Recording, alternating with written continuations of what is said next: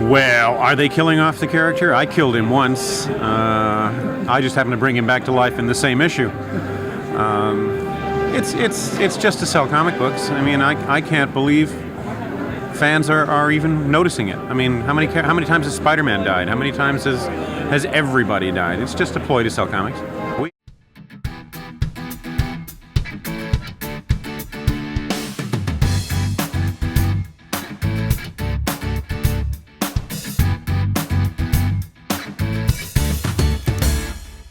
Hey everybody, this is Perch. Here's mail that says Marvel and DC are wasting everyone's time. All right, let's get into that. I mean, it technically, if you don't buy it, it's not wasting your time. But I'm joking. I'm joking. I really do wish more people would embrace the logic of just don't spend your money. Just full stop. Just don't spend your money. That's not saying a lot of people like to put words in my mouth of Perch says we should just shut up and take it. No. I'm saying don't buy things that make you insane. That once upon a time that would be the most dad common sense advice of all common sense advice, but here we are. All right. Hello, Perch. This goes the mail. I was reading an interview given by John Byrne in 2005 for the stupid Jessica Alba Fantastic Four movie, and something he said really caught my attention. I apologize for the length, but I'm not good at paraphrasing. All right, I'm loving this mail already. I mean that seriously. I'm like, hey, we're bringing up an old quote. We're going to talk about what things people said. Okay. Byrne says, I always thought that if I were really, really lucky and really, really good, I would become the number one guy of the second tier books. The way I defined that in my head was that I'd become the guy who drew Iron Man. I always thought that would be as high as I would ever get. I always saw Iron Man as less than Spider-Man and the Fantastic Four. I never thought I'd get to do a real Spider-Man book, and I certainly never thought I'd actually get to write and draw Fantastic Four. Yeah, I'm going to pause here for a second. It's interesting. In 2005, the narrative was the Fantastic Four was somehow above Iron Man. When, based on the movies and everything that has happened, I think that's flipped in people's heads. But I don't know. That's fascinating. Anyway, the interview continues.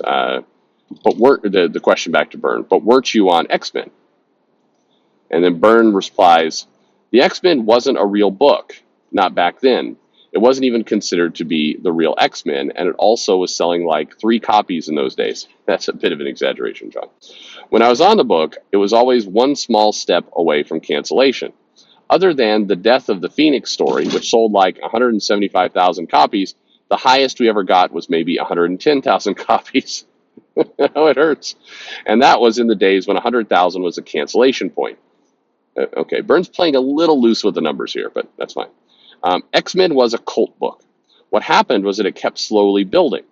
I took it up a few notches from when Dave Cockrum was on it, then I left, and then Dave Cockrum came back, and it went up a little more. Then Paul Smith came on and went up even more. John Romita Jr. came next, and in a very short amount of time, the book had gone from selling 100,000 copies a month to 400,000. That was the interview. Okay, for what it's worth, those numbers John's throwing out are not entirely correct. Well, they're not correct. However, the spirit of the numbers is correct, meaning the scale, the general scale. Other than the X-Men was selling 3 copies, it was selling more than that, but it was definitely at risk of cancellation. This was before Byrne came on, though. When Byrne was on the book, it was not at risk of cancellation. It had bumped up by that point. And it is also true that it was a bunch of irritation that it was not the real X-Men, that they were kind of the substitute X-Men. At the time, people were referring to characters like Storm and Wolverine and Colossus as like the Legion of Substitute Heroes. That's how it was. That legitimately was how it was thought. But it was, it was still selling. I think it was selling at around. I've got the numbers actually for that era. It was around 100,000. I mean, it was still selling. And of course, in today's standards, that's all just hilarious in so many ways. But anyway. But as I said, the numbers are kind of off here, and the cancellation point was not. There's been a lot of people who've kind of bumped it up over the years, but the number I've consistently gotten from talking to people actually were at Marvel, in the 70s and knew these things, claim a different number. They claim the cancellation lid was somewhere around 75 or so.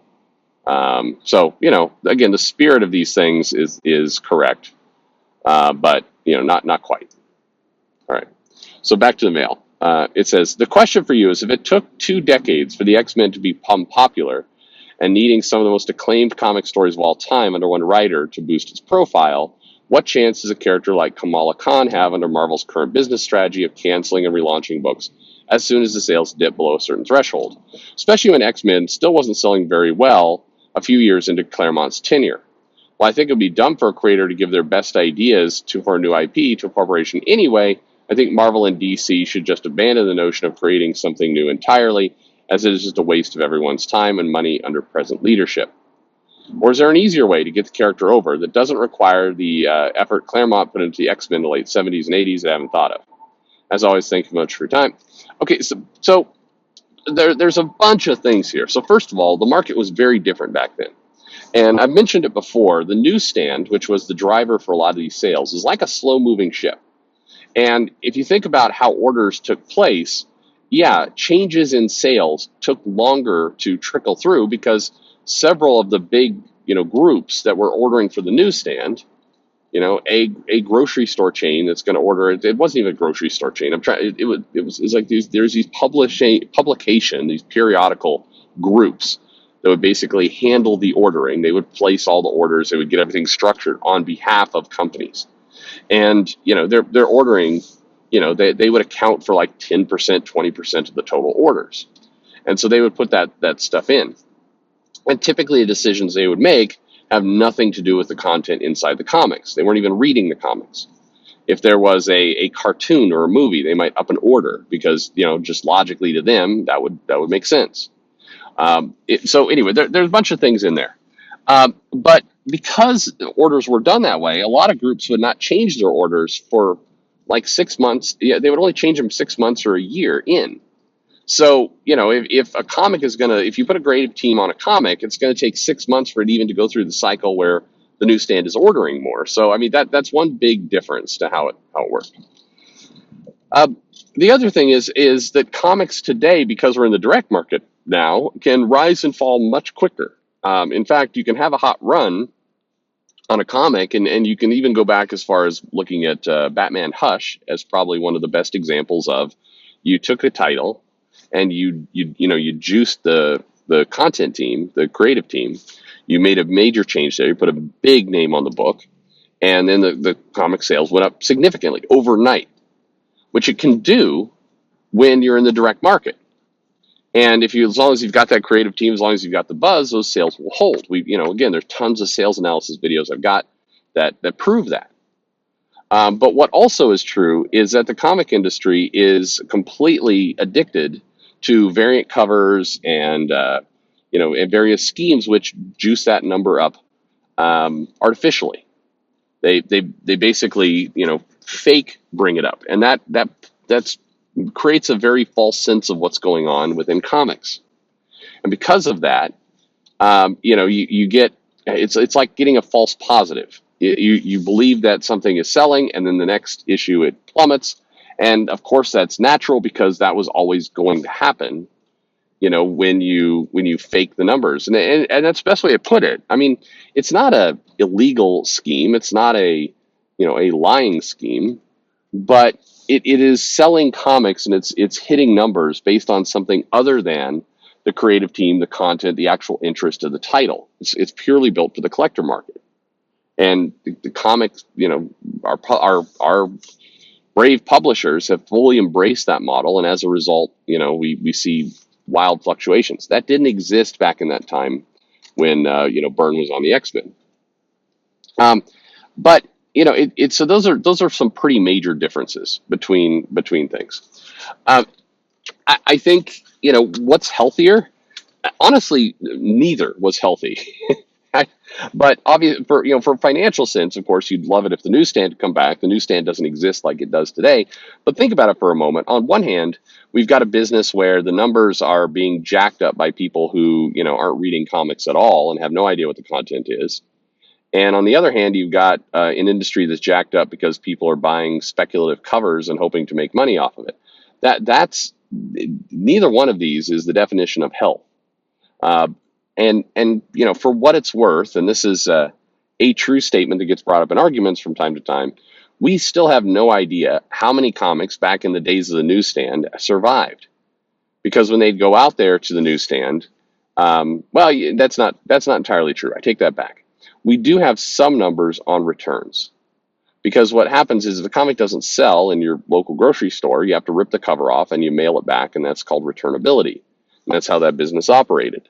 The grocery stores weren't just taking all this stuff, paying for it, and then they were out if it didn't sold. They would get money back.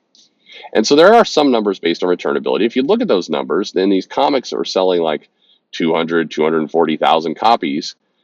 Actually we're selling 80,000. So it's a pretty steep return. Now, 80,000, if you're just doing the math, is still healthier than say 40,000 today. But if we're getting the math right, these are all the factors that are involved there. So, but to your core question though, is it even worth trying new characters and other things? Yeah, it's totally worth it. It's a different business. It moves faster. It's still a good idea to do. But kind of maybe to your point, you do have to be willing to be patient to let it play out, and you do have to put a creative team and things in the books that will stand the test of time, will last, will generate that buzz, get people in. I mean, that is the name of the game. And one thing that is damaging, as kind of you referred to, is the relaunches, reboots, number ones, all that kind of stuff. It creates a sense of instability. And the reason they're doing that is, again, they're playing to that market, that collector market, the speculator market. They're not playing to a healthy, sustainable market. And until they basically commit to a 4 to 5 year plan and they just move forward with that, we're screwed. Now, I've gotten pushback. People say, well, you can't get rid of variant covers. Variant covers sell. And if we want to keep the sales up, people and creators need their paychecks. And yeah, they do. But, there needs to be, and you can't just go cold turkey and stop it today. But you definitely need to be coming up with a different plan today.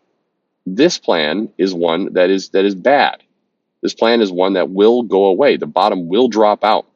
It's not a sky is falling comment. It's definitely not going to stay this way. So only a fool would just ride it right off a cliff, and that's where we're headed. Anyway, very good mail. Thank you very much for bringing it to my attention. Appreciate it. Let me know what you think in the comments below. Like and subscribe, of course, and thanks for listening.